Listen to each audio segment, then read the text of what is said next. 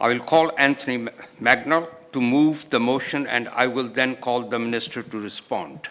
There will not be an opportunity for the member in charge to wind up, as is the convention for 30-minute debates. Order. Anthony Magnol to move the motion. Thank you, Mr. Chairman, and I beg to move that this House has considered the role of volunteer groups in rural settings. Mr. Chairman, this is not so much a debate, but a statement of appreciation and a tipping of the hat to David Cameron's efforts around the big society. For those of us that are fortunate enough to live in a rural community, we are acutely aware that much of what takes place around us is done by the hard work of volunteers. From Dartmouth's food and music festivals to its Royal Regatta, to the Kingsbridge Show and Brixham's Pirate Festival, to Salcomb's Crab Fest and Totnes's Christmas Market, these are all organised, supported and operated by legions of volunteers.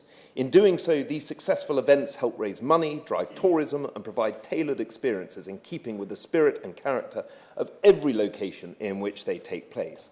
For the purposes of this debate, I'd specifically like to focus on those volunteering groups that are providing local services throughout the year to people across South Devon and indeed the whole country, and who are often doing so under the radar without thanks and making a huge and sizable difference.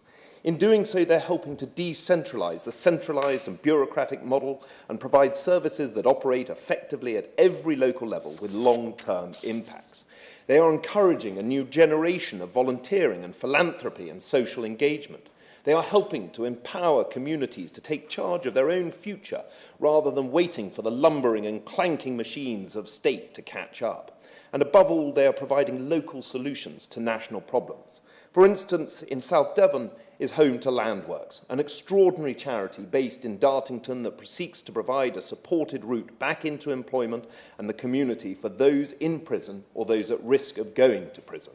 At its core, Landworks is providing a solution to reducing recidivism, something that costs the UK £18 billion a year. This year it celebrates its 10th anniversary, and thanks to the extraordinary work of people like Chris Parsons and Ted Tuppen and countless volunteers, it has grown into an organisation that is effectively changing the landscape when it comes to preventing reoffending. Their work in helping equip their trainees with skills and support to engage with society is helping to drive down reoffending rates. Compared to the national average, the figures are stark. For instance, in the UK, the reoffending rate for imprisonment and community sentences are 36.7% and 28.8% respectively.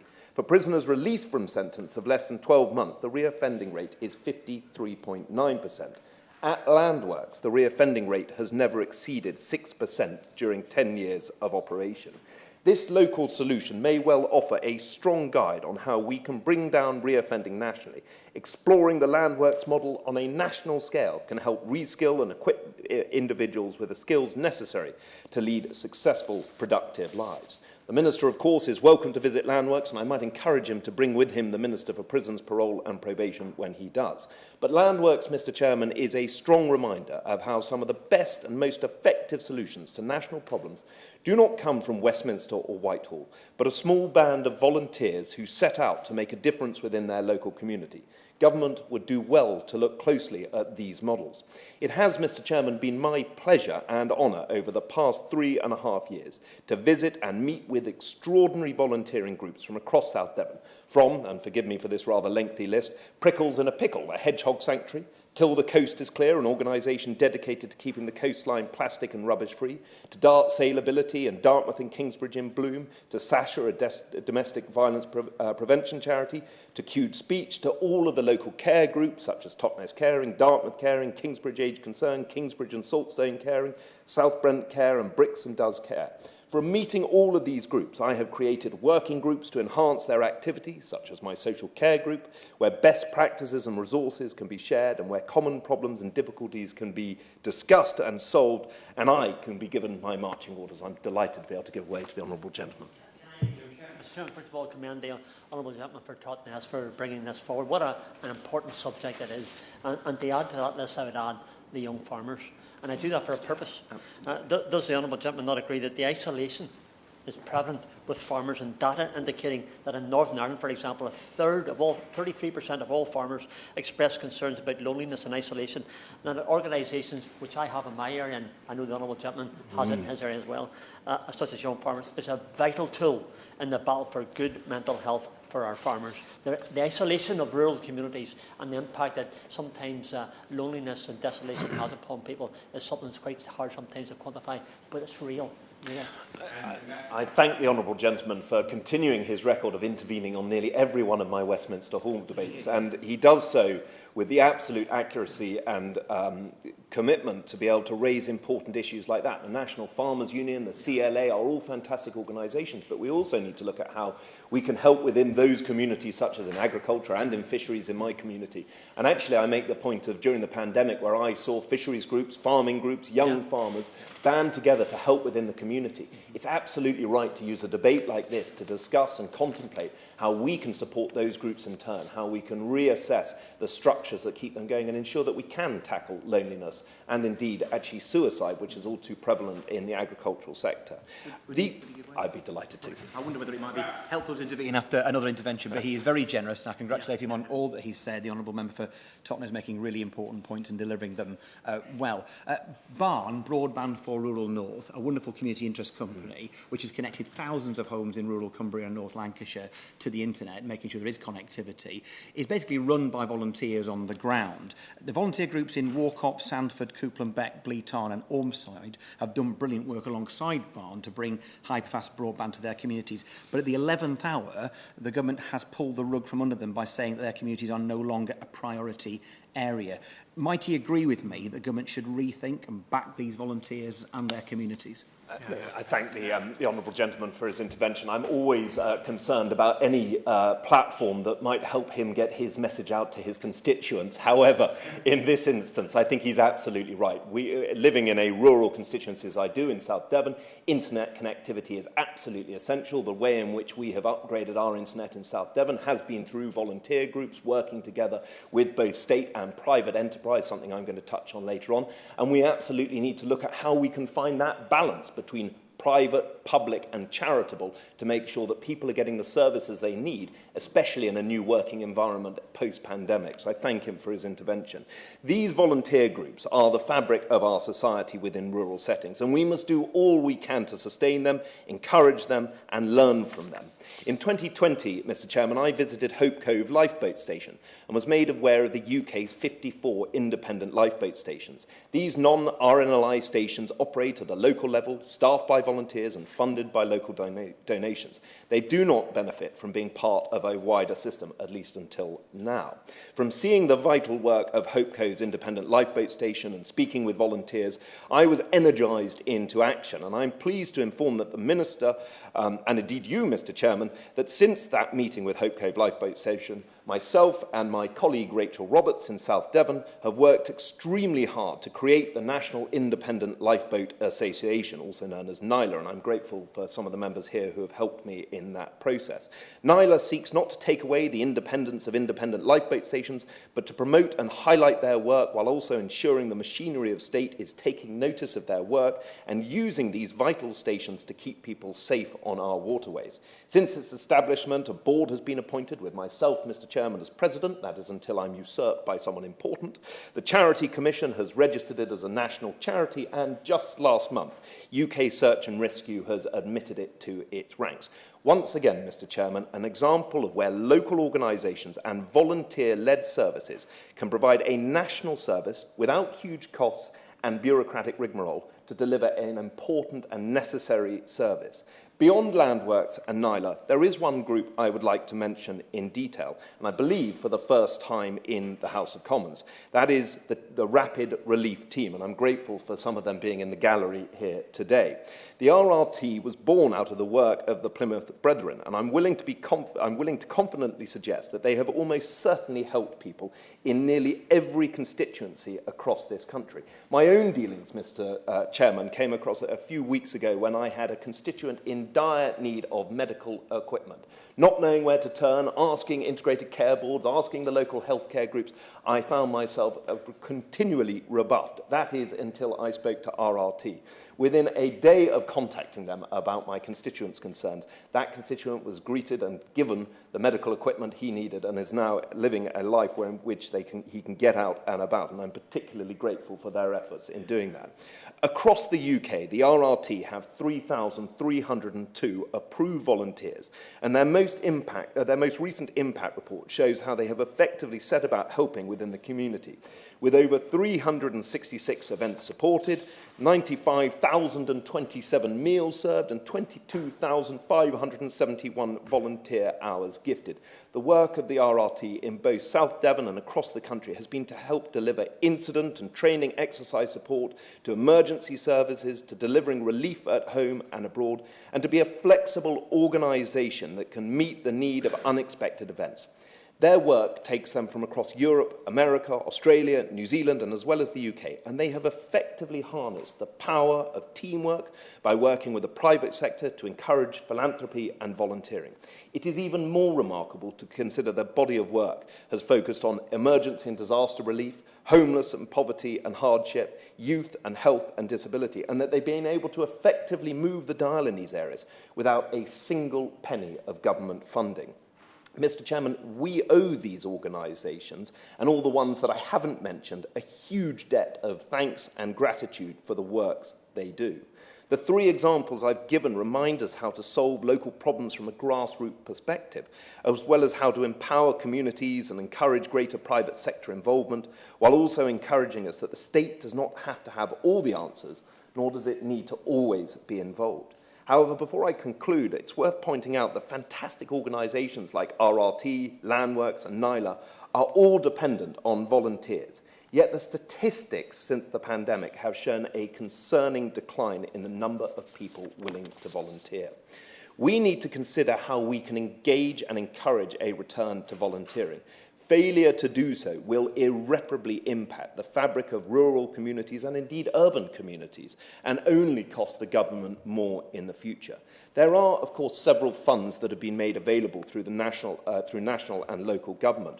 For instance, the Platinum Jubilee Village Hall Fund, which announced a £5 million fund, which the funding process, or the bidding in for the funding process, ended in January this year. I'd like to ask the Minister how much of that money has actually been allocated to date and whether or not there's any consideration of extending that. The UK SAR Volunteer Training Fund to help people in the instance of something like NILA, and indeed with the RRT to help train their volunteers to go out and be the most effective volunteers possible. It would be interesting again to have the statistics on how many people are being trained each and every year and how the bidding process can be streamlined to make sure that it is as effective as possible.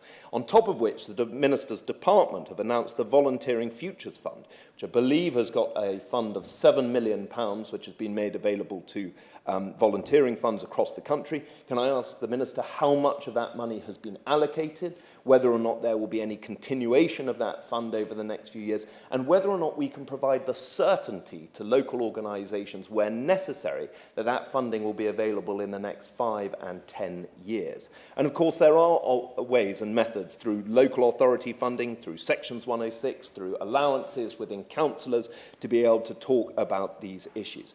Time and job constraints and now costs are putting off volunteers. And we have to have a think, not through necessarily regulation, but through encouragement, through cooperation with fantastic organisations like those attending this debate, as to how we can encourage more people to take up the very worthy work of volunteering. We need to think carefully about how we support volunteer groups across this country. And I might suggest that by encouraging private sector involvement as well as government adoption of local solutions, we can empower local communities and deliver across this country.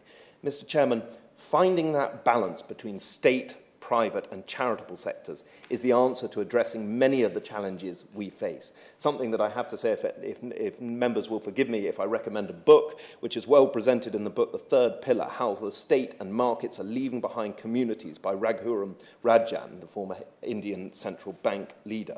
This case is made about making sure that that balance is found between each of the three core structures within our society and ensuring that we can get the resources where they need to go. We need to reset that balance and make the case for better cooperation between those three pillars so that we can meaningfully ensure our volunteer groups can effectively deliver on their objectives as well as supporting our rural communities. There is, Mr. Chairman, as ever, more work to be done in this field, but I have to say, I will conclude by saying I owe a debt of gratitude to the extraordinary volunteers who have done so much in my constituency across South Devon, to all of those volunteer groups who have done so much across all of our respective constituencies and indeed the country, whether being during the pandemic, whether it is working abroad, whether it is working in the United Kingdom. They do so because they have pride in the work they do. They do so because they feel a need to take a part and a hand in society. And we must do, as politicians and as government and as officials that are watching this debate, we must do all we can to encourage that work and action. And I look forward to hearing the Minister's response to my remarks. Thank you. The question is that this House has considered the role of volunteer groups in rural settings. Minister. Thank you very much. It's a pleasure to serve under your chairmanship, Mr. Sharma, and I'd like to begin by thanking my honourable friend, the member for Totnes, for tabling this really important debate on volunteering in rural settings. And I mean that most sincerely. Having spent most of my life working in the charitable sector, I know that we couldn't have provided anything like the services that we did in the hospice movement without a band of volunteers providing excellent support to the hospice staff, but also raising significant amounts of money. And volunteering is vital for society and provides enormous benefits to the volunteer and the community that they serve. It connects communities, it builds people's skills and networks and boosts their well-being and improves their physical health. And he rightly pointed out the issues around loneliness. That is an important portfolio of mine. And I see a really strong link between tackling loneliness and the opportunities creating for volunteering. And the government is committed to supporting volunteering, and I'm delighted to have the opportunity to discuss such an important issue today and to highlight some of the many ways we are supporting volunteers across the country. But first, I'd like to begin by thanking all the volunteers that contribute their time and energy to support others and make a real difference in their communities. They are ordinary people doing extraordinary things to help others. And our latest figures show that around 25 million people in England volunteered at least once in the previous 12 months. I was personally delighted to take part in the celebration of Volunteers Week at the start of the month, and I had the pleasure of presenting a Points of Light award to Joanna Baptista, a youth activist who set up her own social enterprise, SheDot, to encourage girls to pursue traditionally male careers. I also met an amazing and brilliant team and young people at the Active Communities Network in Elephant and Castle, which combines art, sport and volunteering to create transformative opportunities for young people. The British public's enthusiasm for volunteering was self-evident as well during the big help out on the 8th of May, which formed part of the celebration of the coronation of His Majesty King Charles III. The campaign organisers estimate that over 6.5 million people took part by volunteering in their community, and I'm proud that we were able to support that campaign. And many organisations with a large rural presence took part and provided volunteering opportunities on the day, including the Campaign for the Protection of Rural England and the National Federation of Young Farmers Clubs. Volunteers support society and their communities in a wide range of ways each and every day, and they support the health and well-being of the nation, giving time through health charities and the NHS. We will always be grateful to the hundreds of thousands of people who stepped forward during the pandemic. They are the lifeblood also of community sports and large events, just like the Commonwealth Games. They are also the people who see a change that is needed in their community and go about making that change. And that is why we shine a light through, on those people through the Prime Minister's Daily Points of Light Award. And I'm grateful to my honourable friend for highlighting the vital role that volunteering plays, particularly in rural areas. And we know that people in rural areas, such as those found in my honourable friend's constituency, can face particular challenges associated with geographical isolation, like the sparsity of public transport and access to public services. And he rightly has given some excellent examples of the many work that people do to tackle some of these issues. For example, the South Western Ambulance Service covers one of the most rural areas in the UK, and every day volunteers from across the South West support their local communities. This ranges from supporting someone before an ambulance arrives, as he mentioned, through to saving someone's life. And of course, the RNLI and the independent lifeboat organisations that he mentioned, and I congratulate him on his election as president of the National Association. But I know from my time growing up in Anglesey how critical those lifeboats are, and all relying on volunteers who do some outstanding work and put their own lives at risk to save others. Now, I was encouraged to see that in the most recent Community Life Survey that despite the challenges faced in rural areas, volunteering rates are actually higher than in urban areas, and this demonstrates the commitment and willingness of people to support their neighbours and their local community. And we are committed to growing the number of volunteers and improving the volunteer experience across the country, including in rural areas. This includes supporting the next generation of volunteers and enabling them to create a lifelong habit of volunteering. An example of this is the I Will Fund, a joint initiative between the government and the National Lottery Community Fund that has funded a number of projects to support young people to volunteer in rural areas. For example, in Derbyshire, the I Will Fund has partnered with the Pears Foundation and other local partners to create a new young people's forest situated on the site of 2 former coal mines. This funding is enabling young people to design and create the new 400-acre woodland with over 250,000 new trees being planted. I know there are, however, barriers to overcome to ensure that everyone who wants to can volunteer.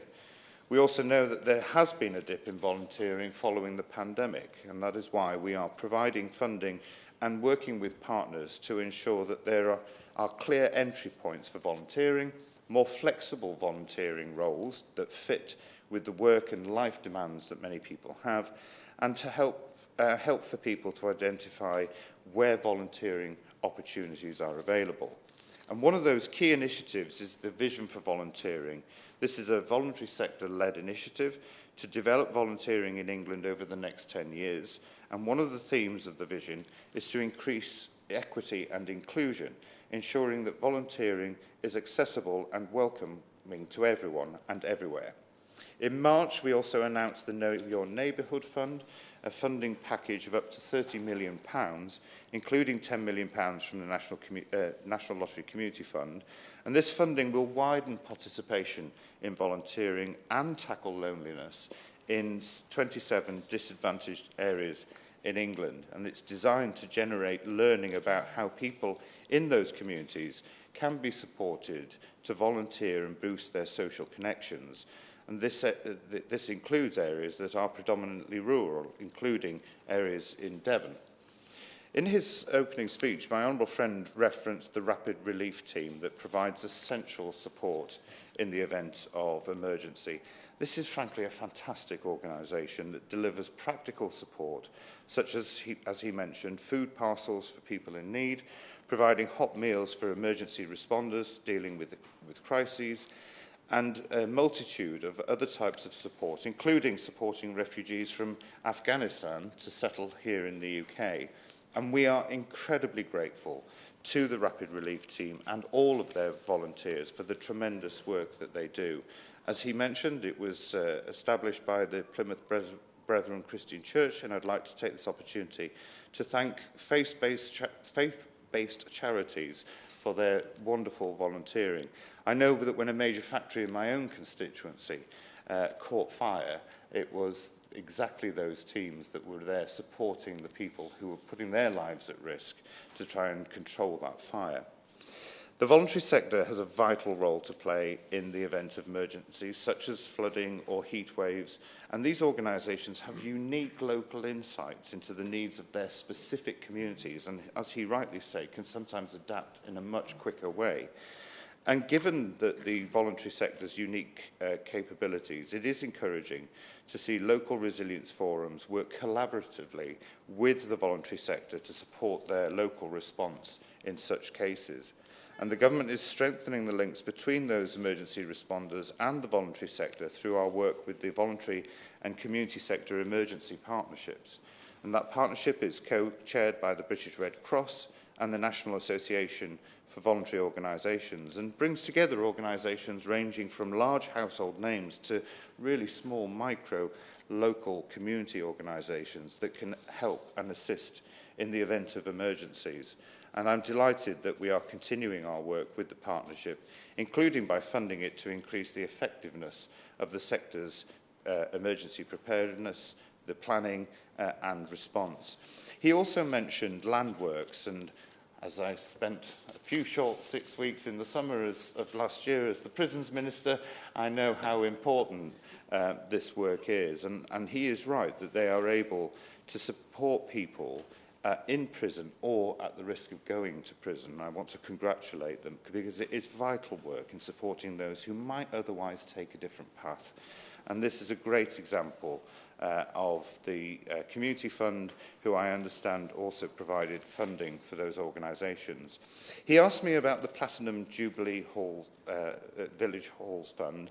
As he is aware, this is a £3 million fund that was announced by DEFRA last year and is designed to support modernisation and improvements of village halls. I understand that the fund has been extremely popular and the funding round, the last one, closed in March. I'm happy to write to DEFRA and update my honourable friend when I have more information. He also mentioned the Volunteering Futures Fund. Over £7 million, as he rightly says, was made available. That is looking at improving accessibility of volunteering. That funding is now fully allocated, and we are currently going through an evaluation of that scheme to see what worked and where we might make some further improvements. I also wanted to mention community wealth funds. We have announced this as a new area in terms of the dormant assets, and I really see this as an opportunity for us to build up the skills in areas where perhaps there isn't the infrastructure needed to bring about more of that volunteering and community work. So I look forward to updating members as we develop that policy further. But in conclusion, Mr. Chairman, this debate has demonstrated that we all share the same ambition: to support volunteers to make a real difference in their communities, including those in rural areas such as my honourable friend's constituency. And I'm proud that the government's record in this area of developing volunteering in England, whether that is to support our strategic initiatives such as the Vision for Volunteering, or directly funding projects through those funds that I mentioned. And I thank my honourable friend again for listing a whole raft of organisations in his constituency. He listed them so fast I couldn't write them down. But I want to say thank you for proposing this valuable discussion today, highlighting the unique challenges that are faced, particularly in rural areas, and crucially, the role that volunteers play in addressing societal change in these wonderful settings. And I thank every single one of them for their contributions to our society. The question is that this House has considered the role of volunteer groups in rural settings. As many as are of that opinion say aye. Of the contrary, no. I think the ayes have it. Order, order. The sitting is suspended until 2:30 p.m. Thank you.